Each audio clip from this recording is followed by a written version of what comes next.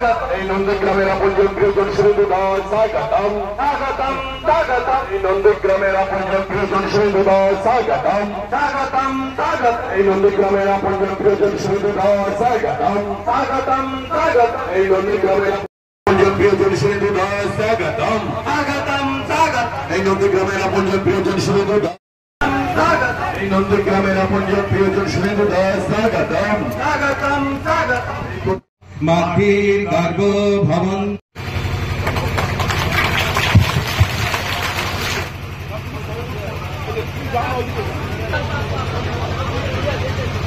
তারপরে পলয়গিরি মহোদয় আছেন,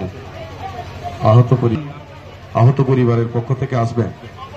কল্পনা মুনিয়া পরিবারে কেউ 2007 সালের পর থেকে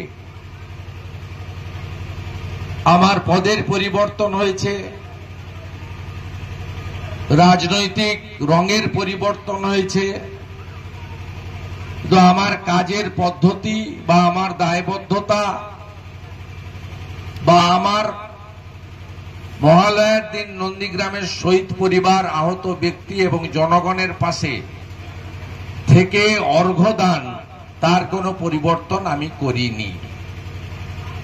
2008 সাল থেকে 17টা অঞ্চলের কোনো না কোনো জায়গায় আমি এই দিনটা পালন করি। এমনকি আজকে ভারতবর্ষের মাননীয় রেলমন্ত্রী তিনি কলকাতার শিয়ালদা স্টেশন থেকে অনেক এই রাজ্যের জন্য গুরুত্বপূর্ণ উদ্বোধনের কাজে তার দপ্তর আমাকে আমন্ত্রণ করেছিল। আমি তার দপ্তরকে বলেছি যে না, আজকের দিনে আমার যে 2008 সাল থেকে চলার পথ বা আমার যে আজকের দিনটা, ঝড় হোক, বৃষ্টি হোক, করোনা হোক, কোভিড হোক, রোদ উঠুক আর মেঘলা থাকুক, এই কর্তব্যে আমি অবিচল থাকব। তাই ওই কর্মসূচির অনেক প্রচার প্রসার ব্যাপ্তি থাকলেও আমি নিজেকে মাটির সঙ্গে থাকার জন্যই আপনাদের কাছে এসেছি। স্বাভাবিকভাবে আমার বক্তব্য দীর্ঘায়িত করব না।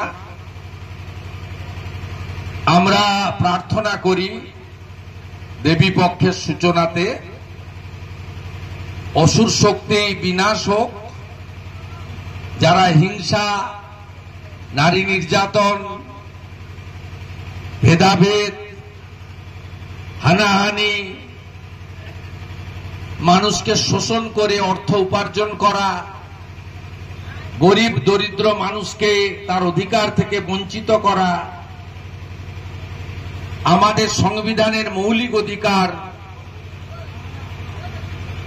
খাদ্য, বস্ত্র, বাসস্থান,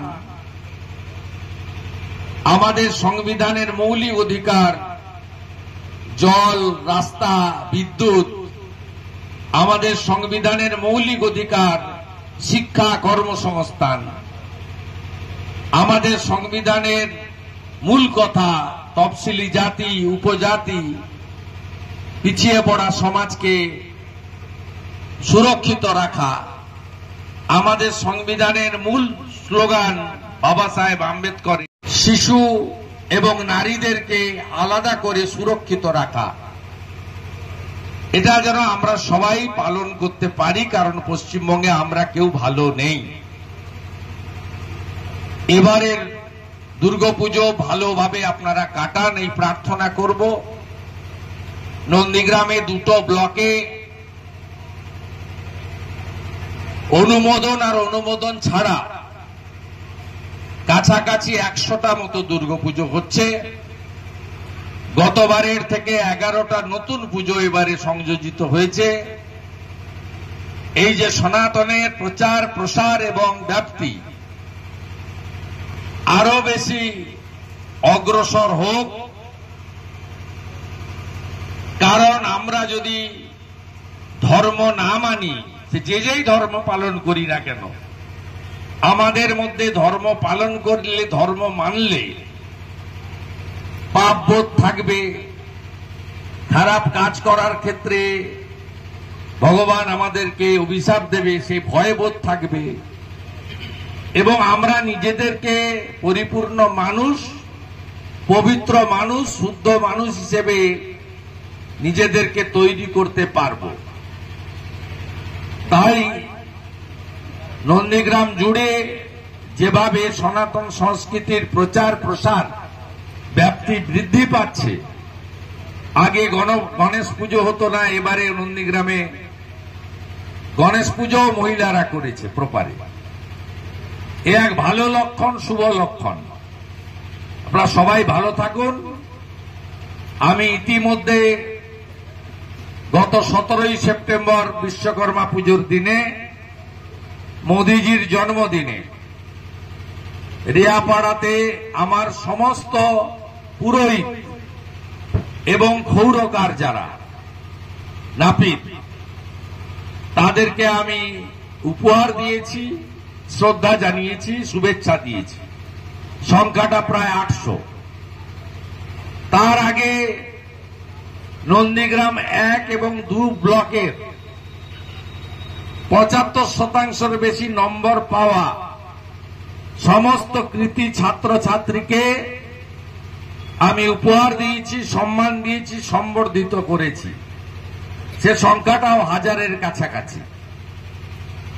আজকে 14,000 লোককে নন্দীগ্রাম জুড়ে আমরা পুজোর অর্ঘ্য, উপহার নয়, দান নয়, অর্ঘ্য, আপনাদের সেবক আপনাদের অর্ঘ্য প্রদানের কাজ এখান থেকে শুরু করল। আমাদের সব বুথে এই কর্মসূচি আগামী 2 দিনের মধ্যেই সমাপ্ত হয়ে যাবে। যদিও আমরা বলেছি প্রান্তিক মানুষদের হাতে তুলে দিতে, আমাদের অত ক্ষমতা নেই যে প্রত্যেকের হাতে তুলে দেবে। আপনারা গ্রহণ করে আমাদের কৃতার্থ করবেন।